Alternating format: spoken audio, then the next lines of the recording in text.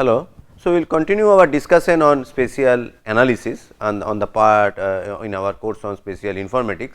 As we have discussing over for last few lectures. So, we have seen that we are dealing with different aspects of the things, starting from we seen that spatial data warehousing, data mining, the normal means standard warehousing, traditional data warehousing, mining, and then the spatial data mining aspects, then looked into different other aspects of spatial analysis, right, some sort of things which falls into spatial computing aspects also.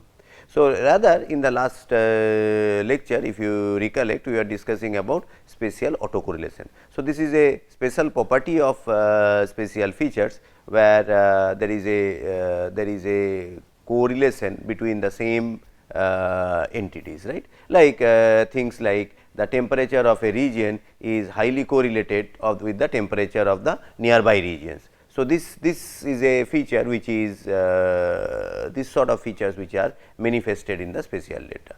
So, it is important to work on to see that what is the spatial autocorrelation. Rather, autocorrelation plays an important role in different aspects or different analysis and computing aspects of spatial data. So, just to continue our spatial autocorrelation. So, there are some statistical tests to examine spatial autocorrelation. Again, so to say, these are not these tests are not from suddenly discovered person. These are already there. Many of you might have already read these things. So, what we are doing, we are using those things in our spatial context. Like one is a global test, where Moran's I and this Geary C are the two major thing. Local test, which is a local Moran's I, and there are other tests like chi-square test and joint count statistics. Out of that, Moran's I, local Moran's I and joint count statistics are popular, or we will see a quick overview of those things. Others, there are other different type of measures which you can follow any spatial analysis book or even Professor Sisseker's book to refer to that what are the different things, right. So, global Moran's I, it is more of a statistical measure, rather local is also statistical measures, where here we see that we have this product deviation from the mean from all like xi x bar xj from the x bar, that what is the mean deviation, and this is variance calculation, right, weighted variance calculation, sum of weight count all adjacent pairs and weighted calculation. And so, a number of regions, mean of a variable, n is the number of region, mean of a variable, and various variable this xi is the so to say that the random variable value in a particular location I, and wj weight indexing location I relative to j. So, these are the things, right. So, what we are trying to see that whether these adjacent areas, that how far it is there and what are their influences, and try to calculate the things. So, Moran's I value typically ranges from -1 to 1, indices close to 0 indicates random pattern, indices close to +1 indicates towards clustering, they group together, indices towards -1, when the value is towards -1 indicate tendency towards dispersion or uniform. So, there is a either there is a dispersed thing or it is uniformly distributed, right. So, this gives a way that how things are together, and local Moran's I is it is more of a location specific, right. Local Moran's I, LISA, a local indicator for spatial autocorrelation. So, it is used to determine if the local autocorrelation exists around a region around each region I. So, within a particular specified neighborhood region, right. So, this is more amicable for finding clusters and hotspots, heterogeneity within that particular buffer zone, right. So, the we calculate in the same way, except that here all summing up all the things, we take only this in number of things which in that particular region, right, and that weight matrix. So, this is more of a with respect to a xi of the things with this particular location, and calculate the thing with respect to that.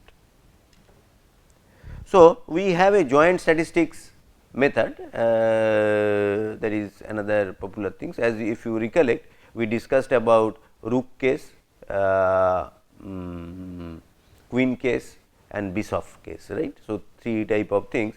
So, in case of a rook case, it is horizontal and vertical line. In queen's case, it is all surrounding, and in case of bishop, this is diagonal lines, right. So, this is finding out that what are the how it is related, like here in this case, if you say this join of B to B, black to black, there are 27 such surfaces or sorry, such boundaries, right. Like here 1, 2, 3, 4, 5, 6, 7, 8, 9, 10, 11, 12, and this 3 into 1, 2, 3, 4, 5, 6. So, 6 what we are having here 1, 2, 3, 4, 5. 5 boundaries, 5 into 3 15 plus 12 27, right. Similarly, I can calculate all the things. So, it gives a small portion or count of black and white joints, large portion of black and white joints in a binary things, right. Whereas, this gives a positive correlation if this sort of things are there. If it is no correlation, when this sort of situation are there, and if for negative correlation, we have this sort of situations, right. Dissimilar portion of or counts for black BW, BB and WW, right, and where here large portion or count on the black and white or two different class, and smaller portion on BB and WW. Based on that, we can have a, by this count we can have a joint count statistics, that whether it is positively correlated, negatively correlated or no correlations are there, right. So, correlation becomes a important factor to finding out that what are the different relationship between the feature sets. Joint count statistics calculation, state statistics given by that z value, observed value by expected value divided by the standard deviation of the expected value, right. And we have this standard formulation to calculate such statistics, right. So, the total number of joint, expected portion of the white, it is calculated from the things. So, we calculate this joint statistics by this. So, say in a say this typical scenario, whether is a real pattern of plus and minus values randomly distributed amongst the polygon, right. So, polygon A 20, polygon B and so forth, right. So, and we have this matrix like A to A, that is this is the diagonal is 0, A to B is 1, A to C is 1, B to A is 1, C to B and like that we have a that connectivity matrix, right. And then we calculate this Moran psi calculation, and I value less than 0, therefore, the aerial pattern may be dispersed. So, Z test is required to find out that whether there is any appropriate correlation, right. So, another thing same for the things, if there is a Z critical is 1.96, and if we calculate these Z values, and we get that if the Z test is less than the critical value, then we do not reject that hypothesis the pattern is random. So, it is Z test is less than critical value, right. So, this is fully statistical approach which are already there in the literature. We are using those to find out that what is the how these things are correlated, right. So, this scenario may not be like that hypothesis the aerial pattern is random, we do not reject that hypothesis, right. So, that is no apparent correlation out it there. So, given this autocorrelation and based on those things, we have some of the things like one is that whether we can have a location prediction. So, classical method, logistic regression, decision tree, Bayesian classifier, these are the some of the classical methods which assume that learning samples are independent to each other, right, which is not true for in our case or in spatial domain, right. Spatial autocorrelation violates this assumption, right. So, these are not like temperature of Kharagpur is not independent of the temperature of IIT Kharagpur is not independent of the temperature surrounding IIT Kharagpur, right. So, there is a autocorrelation between this thing, whereas in case of our classical methods we take this variable x to be independent x or xi, that instances are independent to each other. So, map display where the properties of a pixel is independent of the properties of other pixels, right. So, there are different spatial methods, spatial auto regression, SAR, Markov random field, Bayesian classifier and type of things, right. They are different spatial methods which are being employed. So, there is another aspects we briefly talked about it, there is a association rule mining, like how a item set or I can say the spatial event is associated with other events, like. So, I say a set of events A or a item set A implies B, right. Like we are saying that, say if I say that if there is a road blockage there will be congestion, which some of the things are trivial we know, but if the road blockage of region A creating a congestion in region B, that may not be apparently trivial, or something which is happening, some climatic phenomena in some region, when a far away region something is influenced, that may not, that may be an interesting rule to this, right. So, how we can find out this thing, and this is widely association rule mining is widely used for our different business strategies and different market policies and market basket policies and things. So, how we have a huge item set, then try to find out what are the interestingness measures into the things which influence are. So, classical method association rule given item types and transaction assume spatial data can be decomposed into transaction. However, each decomposition may alter spatial patterns, right. Spatial method, spatial association rules, spatial autocorrelation. So, association rule or collocation rules are first filter to reduce the number of pairs of rigorous statistical analysis, that is correlation analysis, cross K function and spatial interaction, etc. So, that means it basically bring down the search space, right. So, to have a things. So, but any association rule things what we require is a important things what we require is more of a how much support and confidence we are having. Support what it says we will see within couple of slides. Support what it tries to say that this feature set, that is the feature set A union B, A implies B, if I say how frequently occurs in the total my data set, right. And the confidence given those things I want to see that if A occurred, B has occurred how many cases. So, I should have a minimum, I may have a minimum support and confidence level which tells that what is the support confidence level, how strong is my association rule. Like here one things which you will find in that Statistics book, that co-location patterns. Now, looking at this I may not find apparently any pattern, or you have to look deep into the things. However, we can see that whether there is a pattern, we see that these features are occurring more frequently or very frequently. Whenever there is a this bird and there is a some sort of a this hut type of things are there, or whenever these two things are occurring together, or the frequency of occurring is there. So, I can say there is a pattern in this data set whenever this occurs and this occurs with this amount of confidence we can say. Once we can have, we can go little deep into the things by having more looking more into more statistical methods and see that how good or how strong is the association or correlation between them.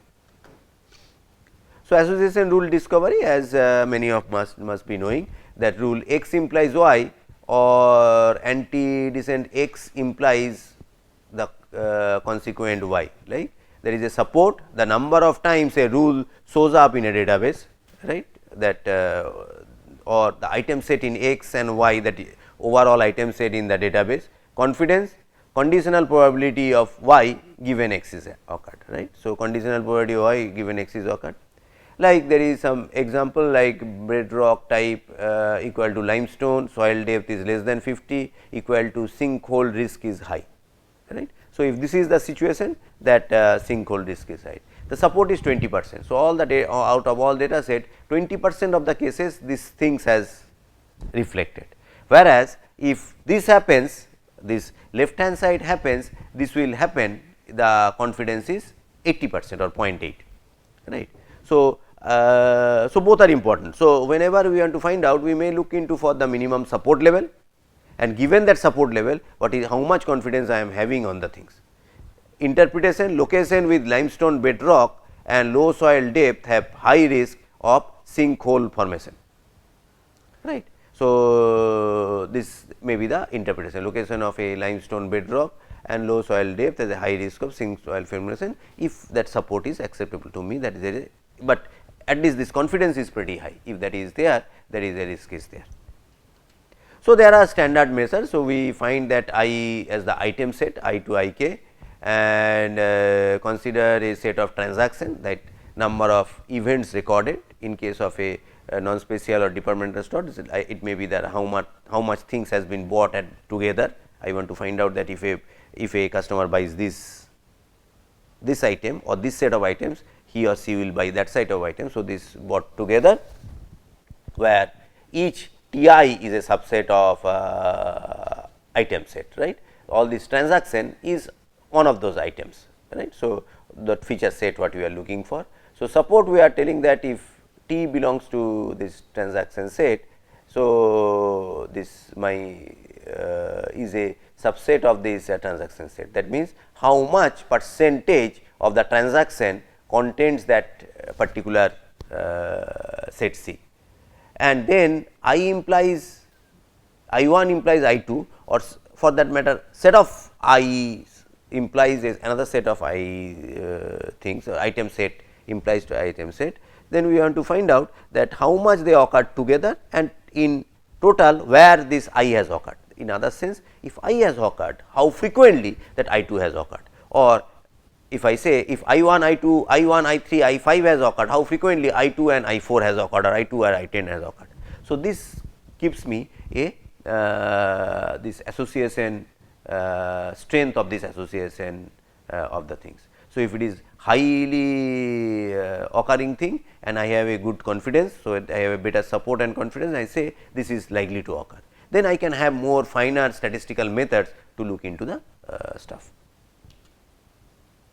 So, there are association a special reference to the spatial features, right. Transaction are defined around instance of the spatial features things. So, here what do you mean by what is the transaction is that some instances of the spatial feature set, and item set is the spatial predicates, right. So, I have different, like we have seen limestone and other things and going to the sinking. So, these are my item sets, so to say, right, like red rock type limestone, soil, low soil depth, and these are my and risk of sinkhole or sinkhole risk, these are my item set. So, these are all spatial features. So, another means related thing is the collocation rules. So, what we say that think that association rules transaction subset of the instances of the item sets, right, how much things transactions are there.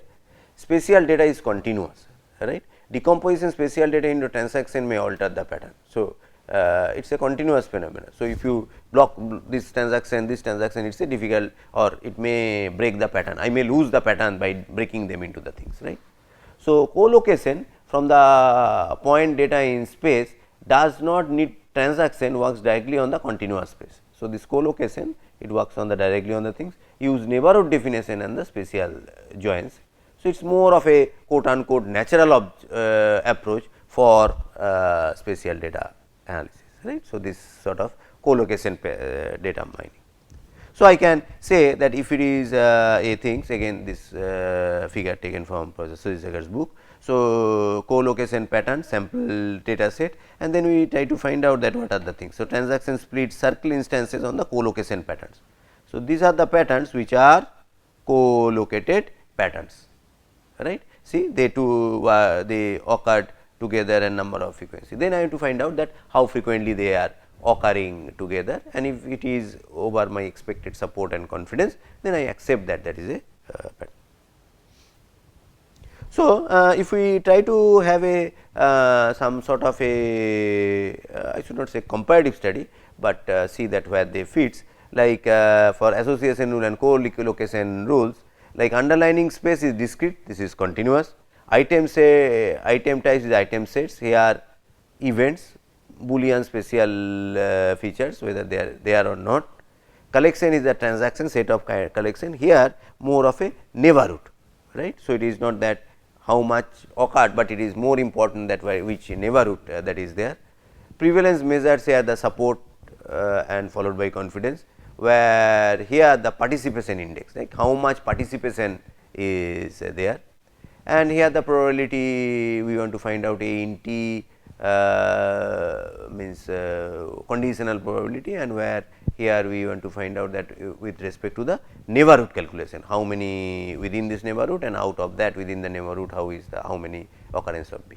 So, participation index is we calculate by finding those minimum of the probability F C and C, where F I and C are the measure of feature F I on co-location C, that these are the co-located feature sets. Fraction of the instances of F I with feature F 1, F 2, F k nearby. So, N L is the neighborhood location, or in other sense within a neighborhood location we want to find out how many such feature sets are occurring together. So, that is our way of looking at the co-location thing, and it makes more lot of sense because we want to see some of the co-located events. Some of the events are co-related events, right. They may be in different space, but this happens that will happen maybe in a different temporal scale. So, these are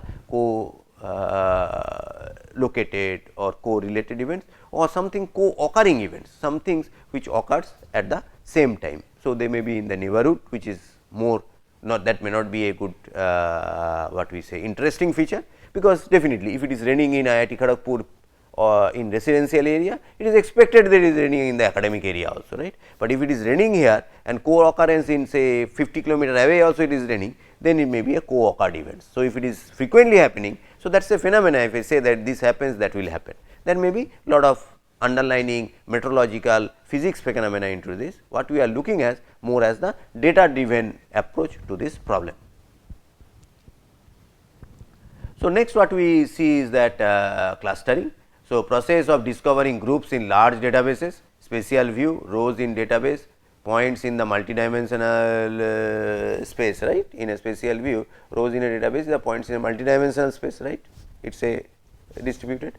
Visualization may reveal interesting groups. So, only looking at the data set may not be that, having a visualization may have a interesting feature set. Like a diverse family of techniques, based on available groups and description. So, example we have a census data, attribute based groups, homogeneous group, urban core, suburbs, rural and type of things based on the census data, central place or major population centers, hierarchical group, northeast corridor, metropolitan area, major cities, neighborhoods, areas with unusually high population with growth and growing or declining. So, these are the things which can be manifested when we have a spatial manifestation of the things, right. And purpose of purpose based group, that the segment of population or consumer behavior, data driven groups of little prior, like this sort of population is more driven toward this sort of product or this sort of activities and type of things. So, many different ways to grouping, like we can group by age, income, spending, etc. type of things, right. So, some of the things are spatial, some of the things are non-spatial in nature, right. But when we look at the spatial spread on a visualize over a map, that gives us interesting feature.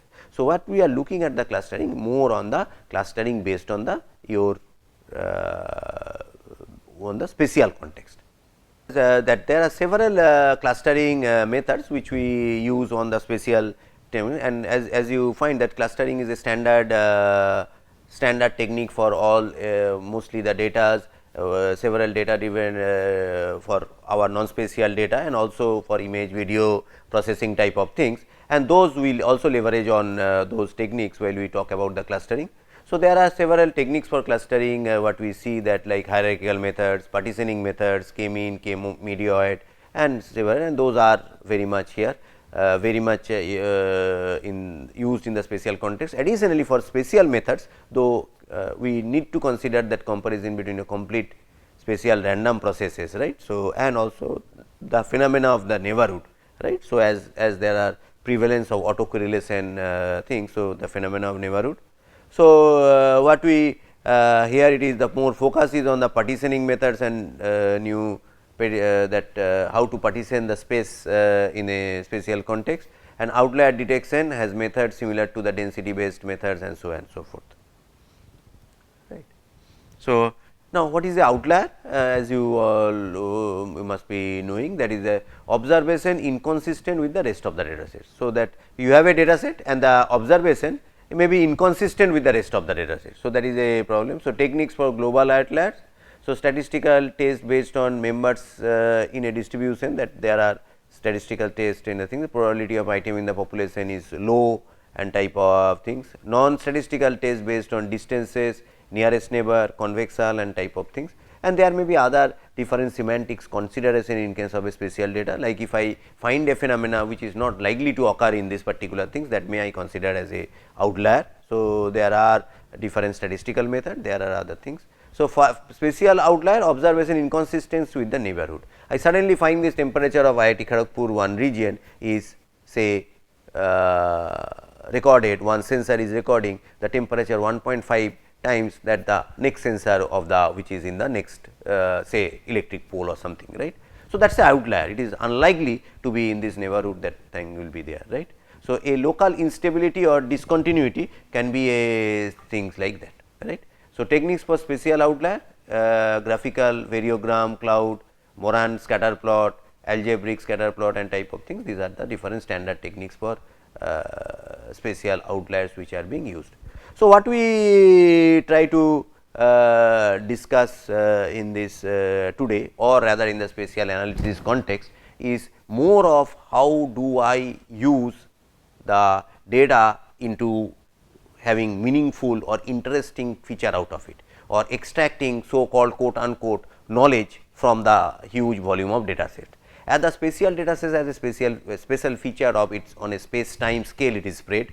Not only that, there is a special feature of autocorrelation. They are not that sample set are not totally independent, right. So, like temperature of a region is related to the humidity, related to the things, say congestion level of a region is related, is not that independent of the next region, right. So, the congestion level they are related. So, this type of things need to be captured in these things. So, what in this particular lecture we try to look at the patterns are opposite to randomness, common spatial patterns, location prediction, feature interaction, hotspots, these are the some of the common spatial patterns. Spatial data mining search for unexpected interesting patterns in the large spatial databases.